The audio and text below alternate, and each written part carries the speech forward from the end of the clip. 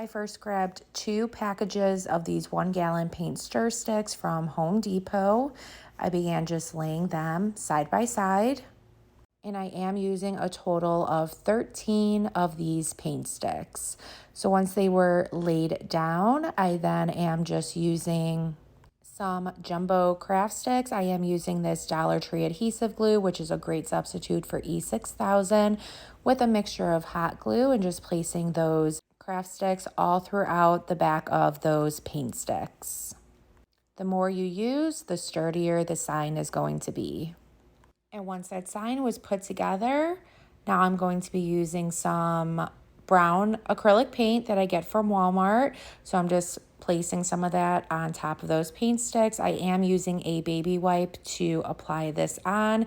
I like doing this because it will leave you with a wood stained finish without using any harsh chemicals that are inside of wood stain. Go ahead and let that dry, and I just gave the sticks just a little bit of sanding just to make it look a little bit more weathered. I then had this piece of pallet wood. It measures at about 3.5 by 10 inches. I am just applying some black acrylic paint, doing the same baby wipe method to apply the paint. Go ahead and let that completely dry. And then I created this pumpkins for 25 cents stencil off of my Cricut machine. Went ahead and just applied that on, took off the transfer tape, and then using some white acrylic paint and a Dollar Tree cut up sponge, I made sure I used some blue painter's tape around it just to make sure I don't get any of that acrylic paint where I don't want it. So it just protected the rest of the surface. And with just some light dabbing motions, just applied that acrylic paint and then went ahead and just peeled off the rest of that vinyl. Let that dry, and then again went around and just gave this sign a good sanding. I then made these pumpkin stencils off of my Cricut as well. First, I'm just placing everything together to make sure that I have the placement correct for my pumpkins. Again, just smoothing that down, making sure it is completely adhered to my surface, peeling off the transfer tape. And then for the first color I used was just an orange. So again, a different cut up Dollar Tree sponge. Put a small amount of the paint on your sponge and just with light dabbing motions, start applying that. And then I added a little bit of brown and green for the stem and the greenery at the top. Let that completely dry. Then I just grabbed that pumpkins for 25 cents sign, applied some more of that Dollar Tree adhesive glue with a mixture of hot glue and just placed that right down.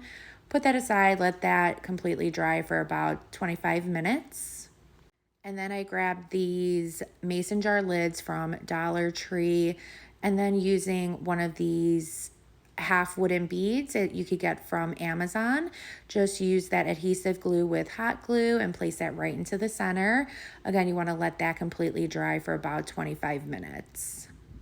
Once those glues were completely adhered, I am using Waverly chalk paint in the color ink to paint these mason jar lids, using a Dollar Tree cut up sponge just to apply the paint, just dabbing motions.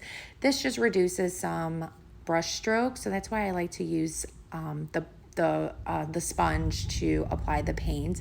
And then I just kind of added in some red acrylic paint while that black paint was still wet. I just wanted the tires to look like they came off of an actual old rusty wagon. Then I grabbed 4 of these Jenga blocks. I got these originally from Dollar Tree. I just painted those black, hot glued 2 of them together, and then just placed those on the back of each of the mason jar lids. This is just going to make it so much easier to glue those mason jar lids to the bottom of the pumpkin sign. So just glue those down to act as tires for your wagon. And then I just used a wooden dowel, painted that black, cut it down to size, and then just hot glued that for the handle.